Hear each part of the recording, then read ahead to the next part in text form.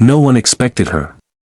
She walked onto the America's Got Talent stage carrying nothing but a dream, and the quiet, unshakable belief that she was exactly where she was supposed to be. Lara D, a 23-year-old singer from Sydney, Australia, had spent years working in her family's real estate business. Safe.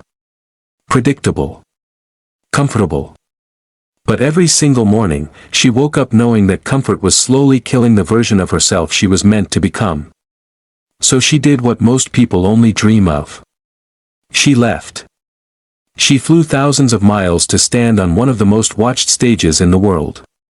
When Simon Cowell looked at her and asked, simply, directly, why she had made the journey, Lara didn't hesitate. She looked him straight in the eye and said, "I feel like this is one of the biggest stages.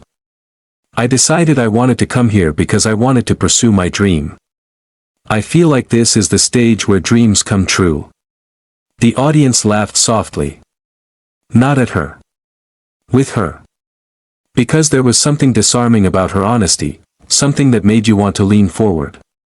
And then she opened her mouth and sang. The song was Oscar-winning Tears by RAYE, a raw, aching, cinematic piece of music that demands everything from the person performing it. Lara D gave it everything she had. Her voice didn't just fill the room, it stopped it. Notes soared to places that made people forget to breathe. Every run was controlled but emotional. Every pause landed with weight. The kind of weight that comes not from training, but from living. Row by row, the audience rose to its feet. Judge Howie Mandel sat there with wide eyes, visibly moved, slowly leaning toward the golden buzzer.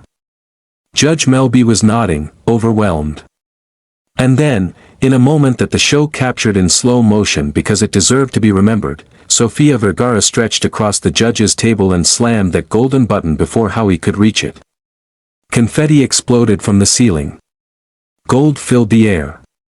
Lara D stood at the microphone with her hands pressed over her mouth, tears streaming down her face, looking up at the golden shower as if she couldn't fully believe this was real. As if the little girl from Sydney who had been told to be practical, to be safe, to stay in the family business, was watching her own life change in real time. Sofia ran to the stage and hugged her. She was spectacular, Vergara would later tell host Terry Crews. I wanted her from the moment she started singing.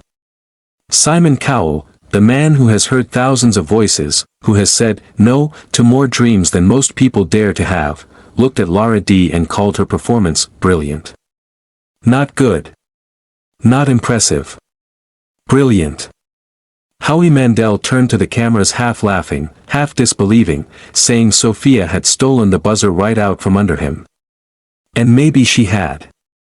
But here's the truth, when a voice is that special, nobody stops to argue about who gets to celebrate it first. Because Lara D wasn't just a good singer who had a great audition.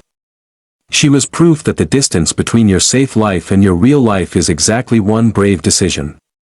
She had spent years watching herself play small. Filling in spreadsheets. Answering emails. Living in a life that fit, but not her life. The kind of existence where the days are fine but the soul is always quietly asking, is this it? She said no. And then she got on a plane. There is something deeply human about what Lara did, something that goes beyond singing competitions and television stages and golden confetti falling from the rafters. Her story is about the terror of wanting something so much that the idea of trying and failing feels worse than never trying at all. She tried anyway. And in that moment, when 4 judges gave her a standing ovation, when Sofia Vergara was so moved she outran Howie Mandel to that golden button, the message was clear. The world doesn't reward the safe version of you. It rewards the real one.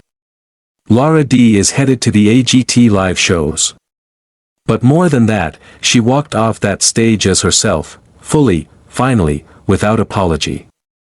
And somewhere, in a city on the other side of the world, a little girl who grew up dreaming about stages just watched her older self prove that the dream was always worth it.